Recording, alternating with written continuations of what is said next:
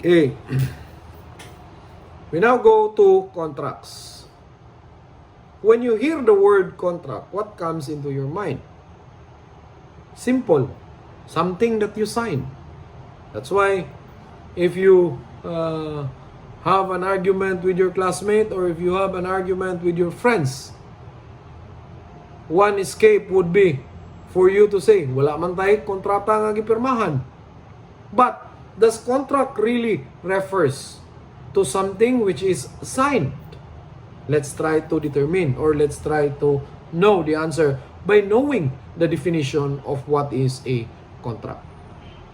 The law says that a contract is the meeting of the minds between two persons whereby one binds himself with respect to the other to give something or to render some service. In a contract, there must be at least two persons or two parties.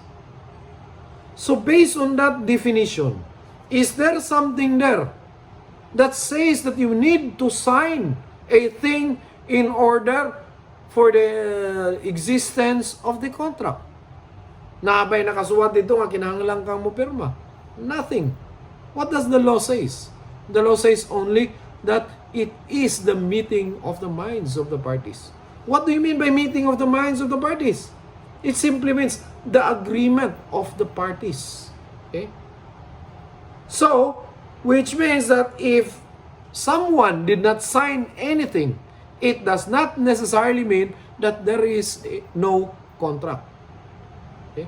Because law defines contract as an agreement of the parties. If you have not signed anything, you may still have entered into a contract. How? By agreement of another party, you have created a contract. Okay? So now, erase the idea that if you have not signed anything, there is no contract. Because by law, contracts are defined or is defined as something which is agreed by the parties. There is meeting of the minds of the parties. There is an agreement of the parties. That's the legal definition of a contract. So, if Juan borrowed money from Maria, and then Juan promised Maria that he is going to pay the obligation 1 month from receipt, Juan did not sign anything. They did not make an instrument which is an evidence of their agreement. Is there a contract created? The law says yes, there is a contract created. But Juan did not sign anything. He need not sign anything. Why? Because contracts are meeting of the minds. The fact that Juan and Maria agreed already is enough to create the contract. That's the definition of contracts. So what is the difference, therefore, between a contract and an obligation?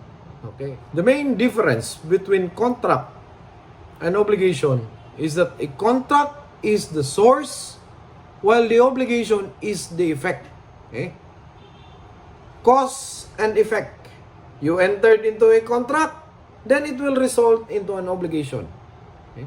If there is a contract, there will always be an obligation. However, if there is an obligation, it does not mean that there is a contract. Why? Because there are 5 sources of an obligation. But if there is a contract entered by the parties, automatic, the tail of that contract is always an obligation. Okay? So, one is the cause, the other is the effect. That's the main difference between obligations and contract. Okay? So, let's go now to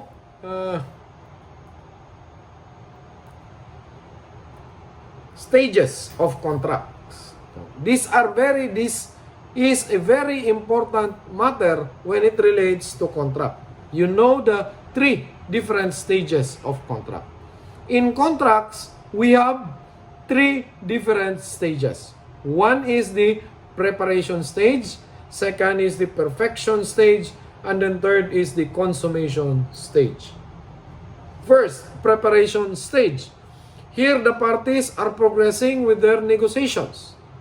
they have not yet arrived at a definite agreement, although they may have been preliminarily offered and a bargaining.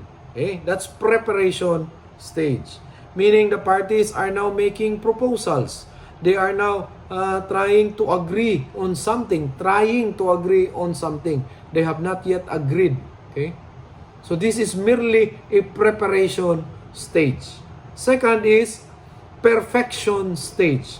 Here, the parties have at long last came to a definite agreement. The elements of definite subject matter and valid cause have been accepted by mutual consent. So here in perfection stage, the parties have already given their consent to enter into a contract. There is now an agreement of the parties, or simply means that the contract is now created. And then the last stage is the consummation stage. In consummation stage, here the terms of the contract are performed, and the contract may be said to have been fully executed. Okay?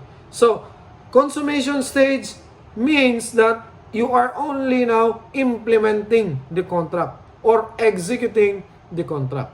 So, out of these three stages, when will the obligation starts to commence? Diba, ingon man ta ganina, we said earlier that in every contract there is always an obligation. So question, when will obligation start to commence based on these three stages? The obligation will start to commence when the parties have arrived into a perfection stage. Okay?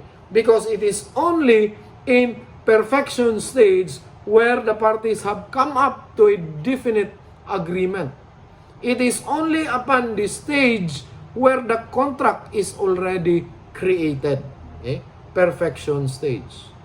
So after perfection stage, therefore, each of the parties can now demand performance of the terms and conditions they have agreed based on the contract. Preparation stage, can the party demand obligation from the other party? Performance of the obligation from the other party? No. Why? Because there is no fixed agreement yet with the parties. Oh, like for example, Juan agreed with Pedro that they are going to put up a business. Okay? So Juan proposes to Pedro that Juan will give 50,000 pesos.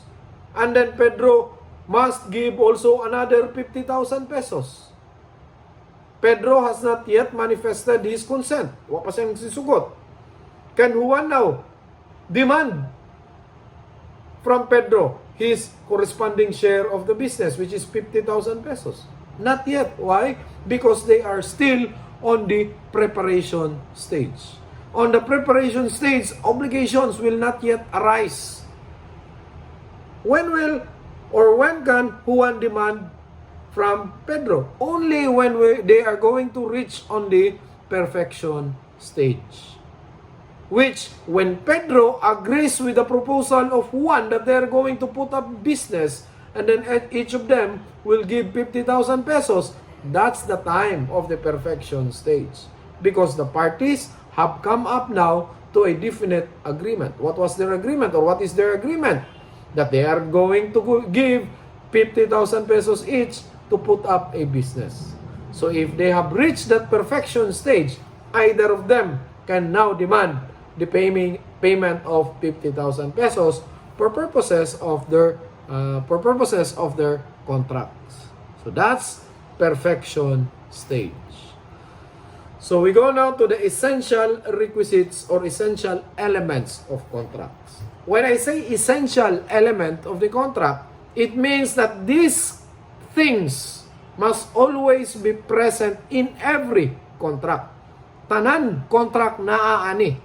So what are the essential elements? You have COC.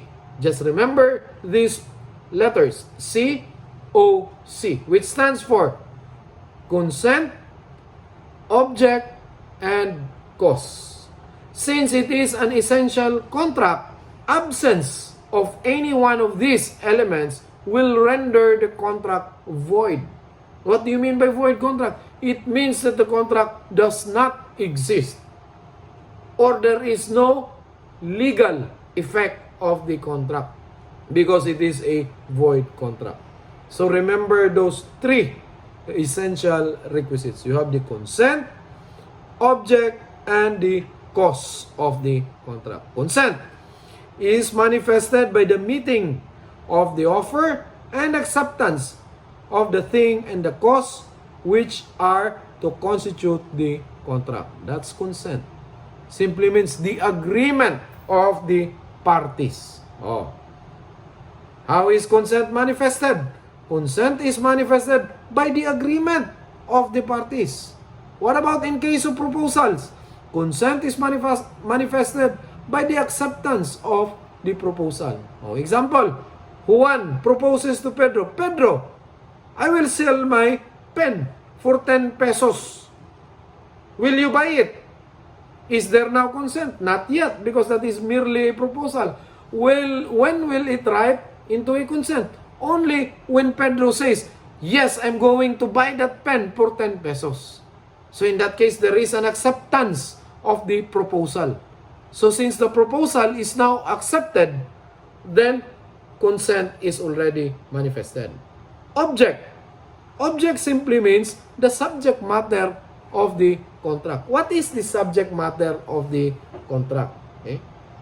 So that is the object. And then cause is the essential reason or purpose which the contracting parties have in view at the time of entering into a contract. That's the cause. Oh, example, in a contract of sale, Juan sells his car to Pedro, the amount of 10,000 pesos. So first, consent. Consent is manifested by the sale, by the act of Juan in selling the car to Pedro, which is accepted also by Pedro. That is consent. What about the object or the subject matter? Insofar as Juan is concerned, the subject matter is the car or the object of the sale. And what is the cause? When we say cause, it is the reason why you are entering into a contract. So in our example, why did Juan entered into a contract of sale with Pedro? Because he wanted the price or the money. So that's the cause of the contract. Okay? So remember this, absence of any of the essential element will render the contract as a void contract.